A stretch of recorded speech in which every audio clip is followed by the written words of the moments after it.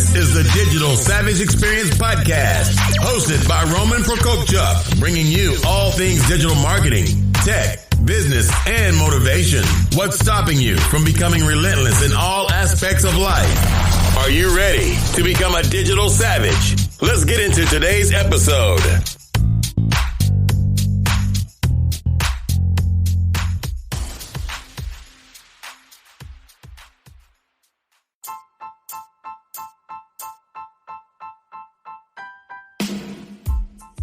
Hey everyone, this is Roman Prokopchuk, and this is the Digital Savage Experience Podcast.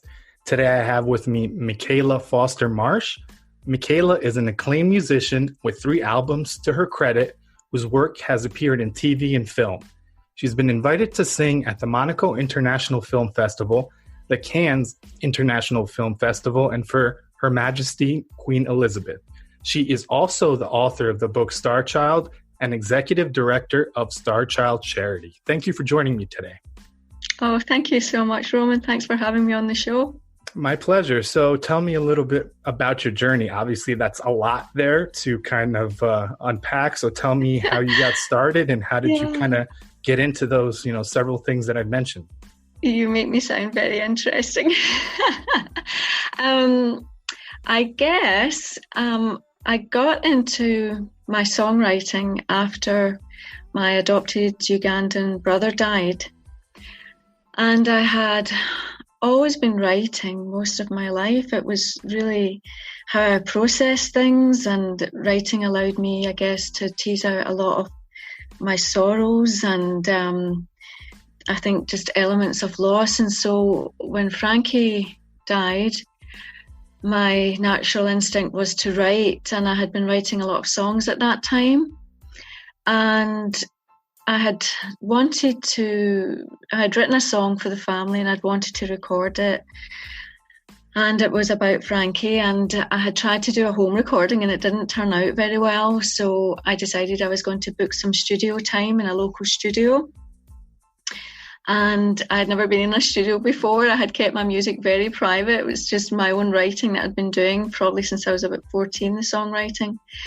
And when I went into the studio, I sat down and just basically recorded the song in a few minutes behind the piano. And the engineer, I had booked 3 hours of recording time thinking that it would take me forever. And the engineer said, do you have any more songs? Because you've booked 3 hours of time here and you've just recorded your song. And I was like, well, is that it?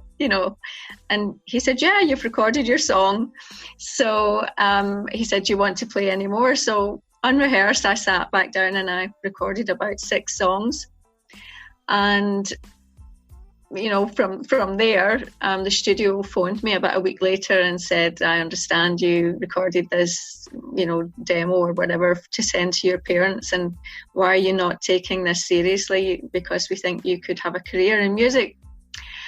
And subsequently sent the songs to a couple of record companies in Toronto.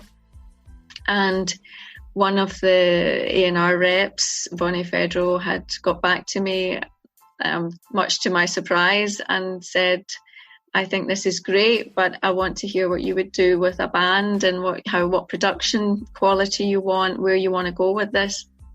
So then I started to find some local musicians that were great and came highly recommended, and worked on a couple of songs with them. Ended up winning some songwriting competitions. And before I knew it, I had quit my day job and been offered a production deal in Toronto, and went down there to start working on my albums. So out of immense grief and sorrow, my world transformed overnight. And I really didn't think when I walked into that studio that I would end up having a career in music. I thought I was going in there just to simply record a very personal song for my family. So that was the start of the musical journey. I was living in Canada at that point in time. And then my dad died about 3 years after Frankie, and I went back home to Scotland. And then subsequently my mum got very ill with ovarian cancer, and I went back to look after my mum, and really felt at that point I had lost all the significant people that I had loved in my life, and regrouped, wanted to change my life, started to do an awful lot more writing. Felt that I didn't have enough room on the page with songwriting, and really wanted to express a lot more. Again, I found the writing was just where I would work through grief, and there just wasn't enough in songwriting anymore. So then I started to develop more skills for writing, and wanted to ultimately write novels. And I think that a lot of the grief that I'd gone through, and also having been brought up with an adopted Black brother, I felt I had some stories to tell. And again, with the grief, I had started to write a fictional novel about Frankie and his adoption. We knew nothing about the mother. It was all cloaked in secrecy in those days, and I had always been very, very curious about who Frankie's mother was, but it was something that we could never really discuss. And so I then started to use my imagination to write a fictional novel. And then after my mum died, I came across all the paperwork to do with Frankie's adoption.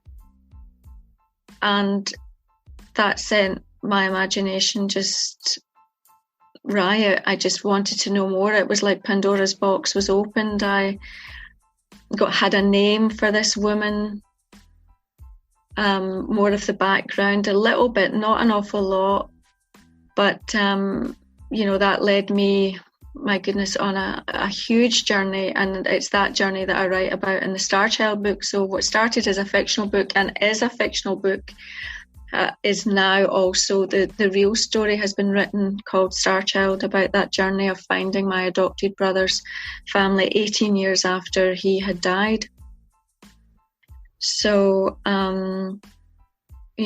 finding that family is a miraculous story, and that is the story that is in the Starchild book. I don't know if you want me to explain all of that, how I found the family. To cut a very long story short, I ended up finding Frankie's family in Uganda, and was so overwhelmed by the fact that I now had 3 Ugandan brothers, 3 new Ugandan brothers overnight. And I was also overwhelmed by the poverty that I saw and the amount of orphans that I saw, and also, quite disturbed by the adoption tourism that I witnessed in the country. And I came back home wanting to do something, and I felt I had a family there. I wanted to get to know them and understand the country, understand the culture. I didn't want to have just gone there and found the family and then that was the end of that. We have built up a relationship since then. And I came back and we set up the charity Starchild in memory of Frankie, and have now gone on to build a school for creative arts in Uganda. We have 110 children at that school, and they're all learning the arts, various subjects in the arts, and some vocational skills. We have a women's project as well with very vulnerable women and their children, and we have an education project for secondary school. We also support primary education. We have a sanitary care program. We have a number of projects now in Uganda, and the one that we're working on at the moment is the Sunflower Sanctuary in memory of my partner Ronnie, who died last year. And that sanctuary is for children and families affected with disabilities and autism. So there's a lot going on. We've accomplished an awful lot in a relatively short space of time. We built a school within 2 years of starting the charity and navigate a very complex country. Yeah, that's awesome how that's like when you started from the beginning, it's like a whole web that built up with obviously your grief and then writing and sharing the song that led to obviously a career that led to a fictional book, then a nonfiction. It's really interesting how all of that is connected, and then obviously all of that charitable work as well. What is kind of the process, if you know, obviously you found out like the papers you said about the adoption, what is kind of the process of adopting a child from Uganda? Obviously me and my wife have looked into adoption, both in the US and from other countries, because I mean, we've discussed, obviously I'm a foster parent as well. We've had 20 kids in 2 years. So what is kind of like that process? Like you said, there is a lot of adoption tourism and stuff like that. There's a lot of that. The thing is that Frankie was born in Scotland. He was left in Scotland in 1968.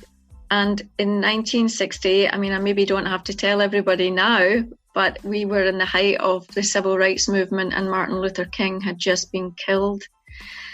And there was all these riots. Everything that we're seeing now is so reminiscent of what was happening at the year that my parents actually adopted Frankie. And they did not set out to adopt a black child. What happened was they put on the adoption form that they had wanted to adopt a hard-to-place child, meaning a child that had a disability or was maybe older, because often they were left behind, particularly then. So the adoption agency had got back to my parents and said, we have a little black boy here who is hard to place. And he was obviously, very unusual in those days to see a black and a white child together, and a black child being integrated into a white family. So I think what my parents did at that time was brave, and it was a quiet stance against anti-racism in '68. I think now they would be quite horrified at what is happening and how little has actually changed, and that we really seem to be back there. I hope that my book sheds a bit of light in the darkness right now, and proves that a black and a white child can live in harmony and with a great deal of love, and that love has transcended the borders. I work in that country now in Uganda. It's transcended the time. Frankie died at the age of 27, and it was 18 years after his death that I started to work in his memory more full time. So I hope that the book shows that even after death, that love that I have for Frankie still goes on today, and hopefully that can help.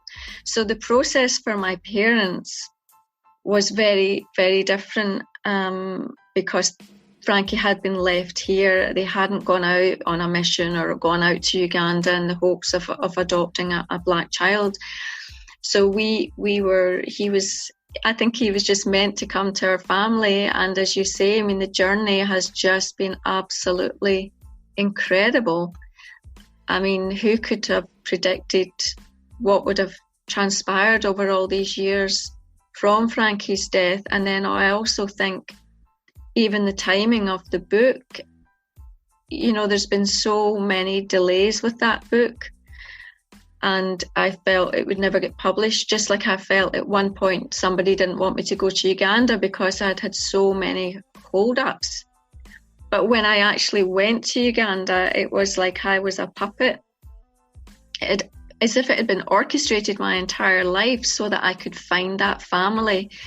And, there is a continuous thread that connects us after death. I'm convinced of that now, and I think the book shows that.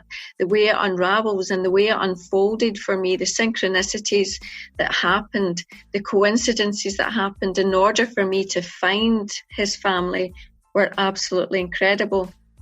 But what I did find, going back to your question about adoption in Uganda, I uncovered a really dark side to adoption, and I think that there's a lot of people unwittingly feeding into adoption tourism. I don't think they're aware. A lot of them,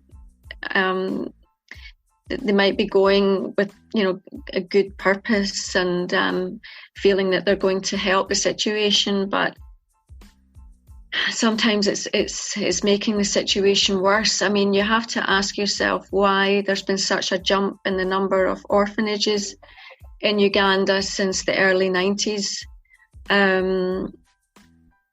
After a civil war and an AIDS epidemic, the number of orphans and orphanages have actually increased. And half of the children that are in these orphanages aren't even orphans. A lot of them have parents.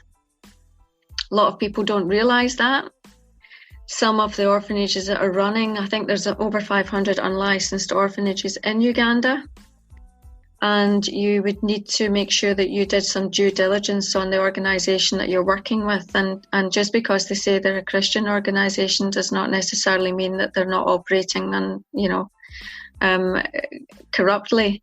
The culture is corrupt, and there's a lot of cheating goes on, a lot of backhanders, a lot of chai gets paid, judges can get paid off. I mean, children can be expedited really easily through the system, and I know that some people, have abused that. They're trying to tighten it up in Uganda, but you need to ask yourself as well, is the home that you're looking at, are they interested in reunifying the children with their families? Because quite often it's the case that maybe a child's been put into an orphanage because there might be only one parent and they can't cope.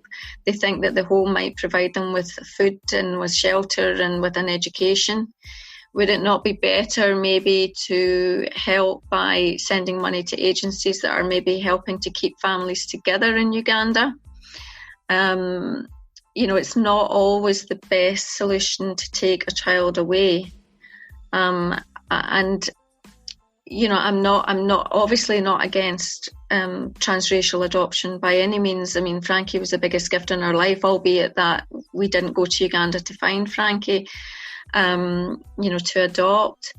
So I'm not against it, but I do think that there are other ways of helping families stay together in Uganda or in countries like Uganda, and that if you are seriously thinking about adopting, then you really need to look hard at the home you're dealing with, the people you're dealing with, and whether or not they have done checks to make sure that that child really does not have any existing family. Sometimes they might even have like a brother or a sister. Maybe a parent has died, but they might have external family, but they can't take the child on because they can hardly feed the mouths that they have. So if there's if there's a way that you can support families there as well, there's a lot to be said for that. If it's just that you want to offer support to vulnerable children. If you do want to actually physically adopt, then I think you need to spend a lot of time doing your homework to understand the system, or you'll get embroiled in a process that really is doing nothing but exploiting children, and you don't really know if they actually have family. A lot of these homes keep the children looking impoverished as well, because that helps bring money. I mean, the first time I went, I was quite naive, and I gave quite a bit of money, and also we gave a lot of gifts and clothes and beautiful things. I never saw anything appear in the home. I never saw the children wearing them. I'm quite sure that the matron, they were packed up and taken to her house, and that her children were wearing all the beautiful things that we had gifted. So, I mean, I learned quickly, and I learned on my feet. And, I also witnessed people buying children like they were buying a new handbag, which is really upsetting. And so we have really, we spent a very short period of time working with orphanages, and now we just do not, unless we really know what they're all about. We've set up our own programs and work in different areas. But I am not an expert on the adoption process. I know some people who have adopted in Uganda, and I know that they were offered,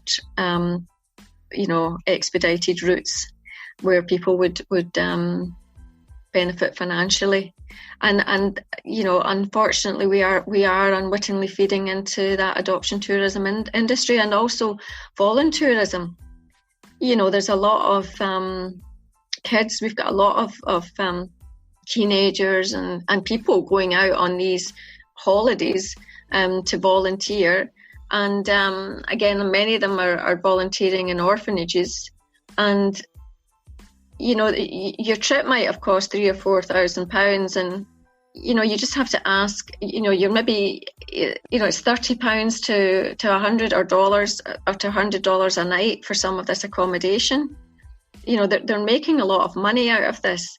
And then they know that you're going to go back home and maybe tell your parents or other people about all these poor children that you were working with. And so it's a kind of gravy train that these people are on. And could that £3,000 or £4,000 that you used in order to get there for your experience be used in a better way? Again, I'm not knocking going out and having that experience. Although I do think, again, you need to plan. Are you just going to go out there and, you know, no offence, but are you just going to go out for a couple of weeks, hold a few children, get some social media, nice pictures taken, and then absolutely do nothing? You know, because that's what they're hoping. That's what they're living off, is our white experience of going out there. And it's quite patronising and offensive to some black people, and that's getting us into the realm of the white saviour, where there is a big issue at the moment in countries like Uganda, and there's a lot of resentment. And again, you know, the white saviour, you know, where does that come from? Again, they're not really looking at the issues that they have caused. And I mean, you could class me as a white saviour. You know, I criticise that a lot, but some people could accuse me of doing that very thing. But I really do work very, very hard at trying not to just do that.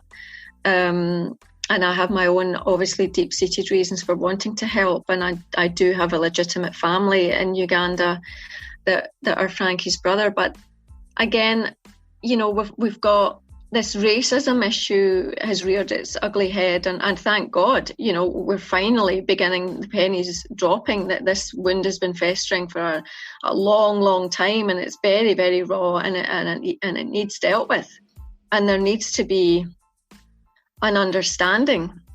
You know, we need to look at the history of this trauma, and there needs to be some powerful but calm, sensitive voices speaking out at the moment and educating us all, the past generations and the new generations, about where this historical racism comes from and things that have been swept under the carpet that we're not prepared to look at as Western society or countries. But at the same time, I don't think that we should be self-flagellating and suffering the guilt of sins of our ancestors and you know. But it needs addressed, because the other side of that is you've got your white saviour, and I often wonder what's causing that response. You know, where's that guilt come from that's fueling the white saviour? And I kind of almost self-flagellating over this, that's causing them to want to go out to countries like Uganda. So, and I'm all for all the help. I mean, you know, I need it out there, but it just has to be, it's not a playground. And so many people, I think, some white people treat it like a playground, and it's not. And you can't just go in there for a couple of weeks and throw your ideas around with no sensitivity, no understanding of the culture, and expect to actually be doing any good. So, you know, I'm always looking for people to help with things, but it can be counterproductive, and there's rather reckless volunteerism going on and adoptions going on. But there's also a fabulous, wonderful, beautiful side to it. It just depends how much effort you're prepared to put into looking seriously at what you're about, what you're doing. And I would not want to put you off that adoption process if you were seriously thinking about doing it. because, as I've said, I couldn't imagine not having had Frankie in my life.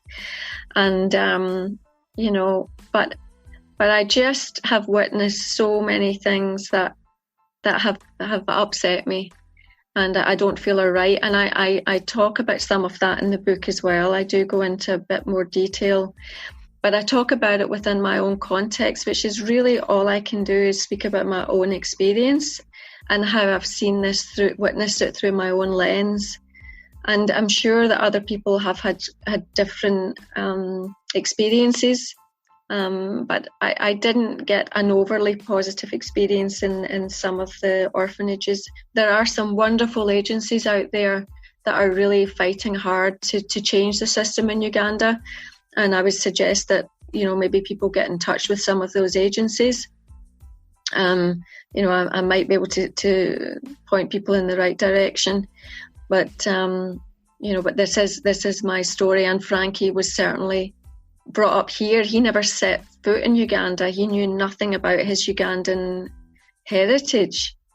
Sadly, just before he died, he was only just starting to become interested at that point, which I think really drove me to almost do that for him. It was like a pilgrimage of sorts. And again, that speaks of how much love that I had for my brother. Despite our differences, he was closer than my blood brother. I have a blood brother who I'm not particularly close to yet. Frankie and I were immensely close. So, yeah. Yeah, I think it's important, like you said, doing things kind of for the right reasons. I know people go to a different country, oftentimes third world countries, like you said, volunteers for a week or two, get that kind of feel good, I did something and then leave and have no kind of tie.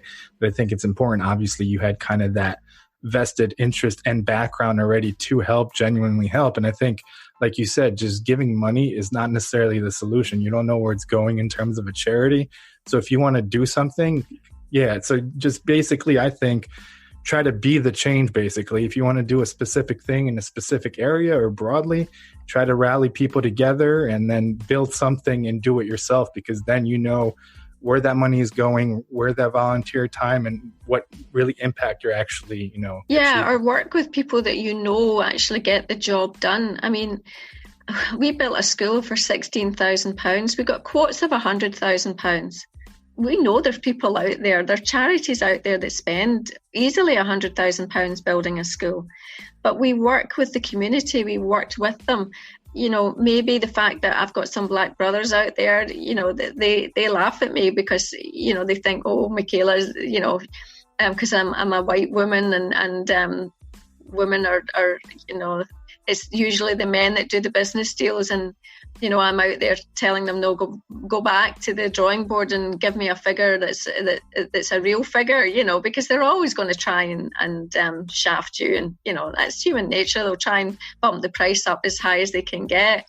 So I've been used to navigating the country now, and it's a complex country, and you can't expect to know how it works. I'm still figuring out the subtleties and all the nuances and how they operate. And, but I do have that advantage of having that family and that relationship. Again, I couldn't expect to know those brothers overnight. The really difficult thing emotionally, I think, for me was the fact that the first brother I met was called Frank and looks like Frankie. And so for me, I'm looking at this boy going, he's my brother. I've got a new brother. Isn't this wonderful? And all the time, they've grown up in completely different cultures, completely different worlds from each other. And but for me, every time I look at him, I keep seeing my brother Frankie. But I had to get, past that and realize, no, that I'm dealing with a completely different family that know nothing about my life in Scotland. I know nothing about them. But let us come together. We're somehow been brought together. The universe has brought us together through a long history. Their mother gave up my brother in 1968, and here we are in 2020 working together in Uganda, trying to still figure each other out. But that's what's so lovely and wonderful about it. And so I have learned through them as well how to operate properly and gain some respect. And it works both ways. I have to respect them and they respect me, but that has been hard earned. I can assure you it did not happen overnight. Those relationships I've had to work hard at building, and the trust has had to work both ways. And I don't know, I'm not knocking other charities, but they might not just have the same emotional investment that perhaps I have in the projects that we do. And also I don't have a huge amount of money at my disposal. And I feel responsible for the people that have given me that money. We built this charity up on the back of most of my friends and Facebook friends. That's how we developed that charity. So I feel I need to honour them by getting the best that I possibly can, for the money that we have. So there are charities that have a couple of 100,000 sitting around and they can chuck it at building a school. But, we're working all the time at making sure that project is working properly. I've heard of other people, supposedly building orphanages or building churches in Uganda, and nothing was getting done at all. They were just sending pictures. And they were just building extensions onto their own house and things like this. I mean, the stories, and the book has got some stories like that in it, where people have been just completely hoodwinked and taken advantage of. Well, if you want to operate like that and you don't even want to go out and try and suss out, what's going on, then, well, you're going to get ripped off. There's no two ways about it. But yeah, I mean, I'm saying the country is corrupt as a whole, but if you find people that you can work with, then, it's about building really strong relationships and also partnering with other people. Once you actually find your partners there, the people that you can work with, that is also really beneficial because you can achieve more together than you can on your own. So, especially with our disability and autism project, we need partners there. We need people that we can trust, that we can build that community together. So I think that's been it's been evident that that's also been a really strong part of our journey, is that we have found the right people to work with on the ground in Uganda and partnered very successfully with them. And again, that doesn't happen overnight. Yeah, it's a growing process, and I think it's kind of obviously interesting how you jumped into that as well. So what's one kind of piece of advice you can give somebody? Obviously, everyone goes through something in life, a loss, a loved one, a family member. You use music and then obviously writing as well, because I'm sure the writing was therapeutic as well. How can people kind of use that to cope? And then also, if somebody's actually, wants to do something in terms of organizing something, how did you kind of go about it? Obviously, you did it in another country, but people can help in their own communities as well. Some of the kind of, grassroots thing, or how you got started, or how you made that initial leap as well. I mean, there's a lot in there, what you're saying. I think if I go back to the grief question, then I think that for me, grief has always brought about a metamorphosis in my life. I mean, I have now come to the stage where at 27, I lost my brother. 29, I lost my father. 38, I lost my mum. And 52, I lost my partner. And they've all been very, very different griefs. They've all been extremely hard. I mean, I only lost Ronnie less than a year ago, and I'm still trying to come to terms with that, because I've lost my total soulmate in life, and I don't know what the future is going to be for me, and it is scary and it's frightening, but I know that grief forces change. And I think my life has never been static, and I think that extremely painful situations, they do forge a new life, and it's not being afraid of that transformation and allowing the universe to propel you. The worst thing I think we can do is become stuck in victim mode. It would be really easy for me to just say, life's been really cruel. I've had so many losses, and I've lost all my family at a young age, and now my partner. Everyone has a story. It's how you respond to that story that's important, and rise to the challenges. And again, Uganda has taught me the privileged and the oppressed. We all have problems, and it's about your strength of spirit. It's easier said than done, but really, I think for me, I just refuse to become a victim of anything. And at some point in our lives, I think we're all called to heal and transform and transcend. And for me, some of the most interesting people I've met in my life are people who have been able to do that. I've met other people that are just been stuck in the same pattern their entire life, and they're afraid to rock the status quo. They're afraid of change. Whereas with myself, I've maybe not had that. What's happened to me is that it's been forced on me. The changes have been forced, and that is usually the metamorphosis has come about out of grief. Like if you went back to the beginning with Frankie's death propelled me into the music business.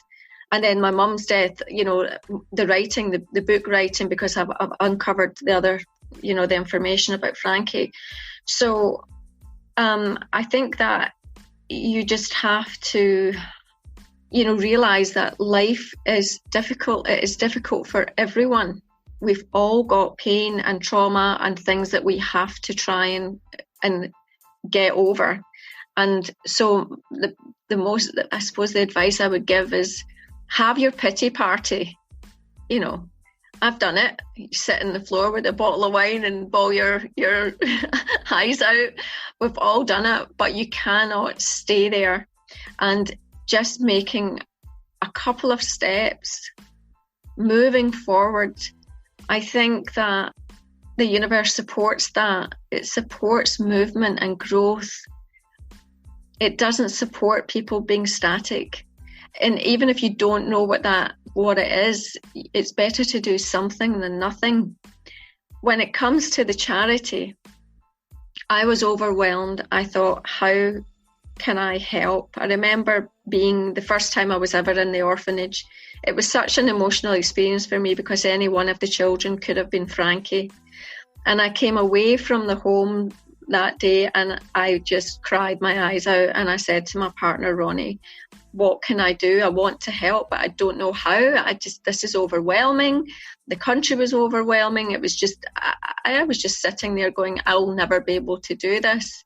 And, I wasn't particularly maternal. I knew I wasn't going to maybe take 10 babies home or anything, as much as I might have wanted to pack them in a suitcase, and you have that instant feeling. I knew that it was something else.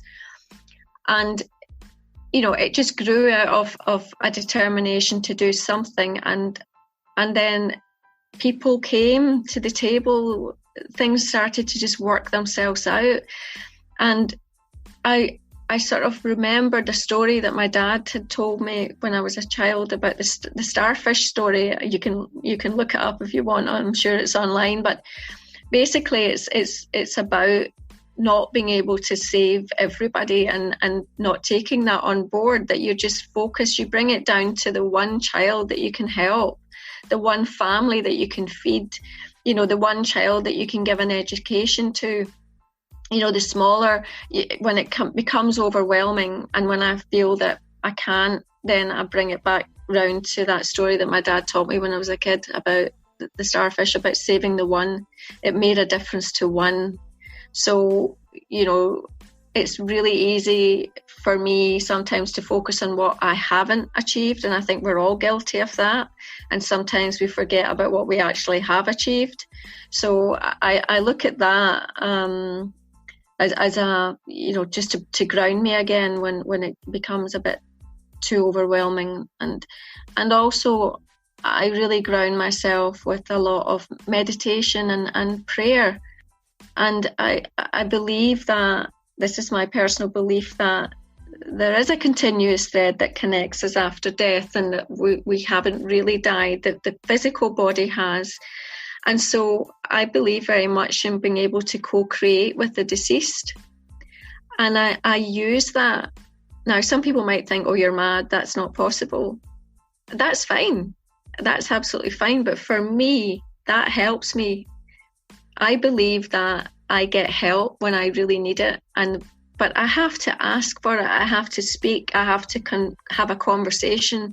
And so quite often in the mornings, my first thing I do is I'll light my candles and I give gratitude for the day, no matter what that is. And I'll do a short meditation. Sometimes I do a long meditation. I think they're becoming longer since lockdown.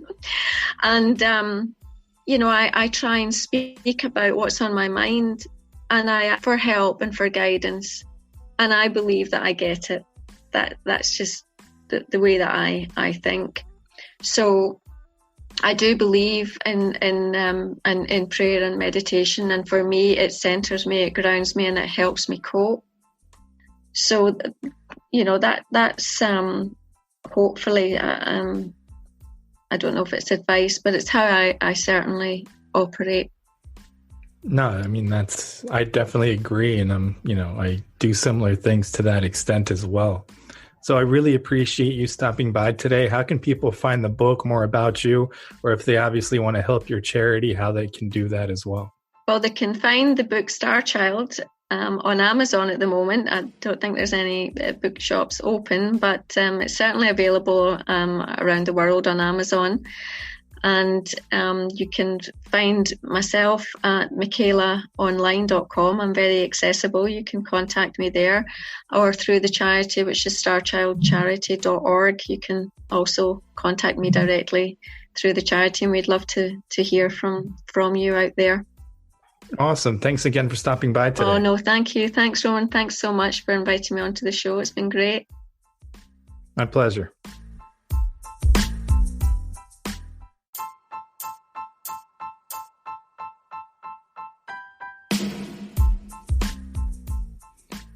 Hey, this is Roman Prokopchuk of the Digital Savage Experience podcast. Like this show and want to make your own? Let me tell you about Anchor. It's free. There's creation tools that allow you to record and edit your podcast right from your phone or computer. Now you can even add any song from Spotify directly to episodes. The possibilities are endless for what you can create, whether it's music analysis, your own radio show, or something the world's never heard before. Anchor will distribute your podcast for you so it can be heard on Spotify, Apple Podcasts, and many more. You can make money from your podcast with no minimum listenership. It's everything you need to make a podcast in one place. Download the free Anchor app or go to anchor.fm to get started.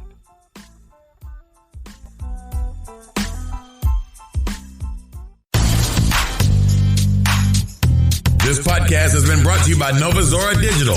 Find out how Nova Zora Digital can help your company grow online. Learn more at novazoradigital.com. Until next time, all you digital savages.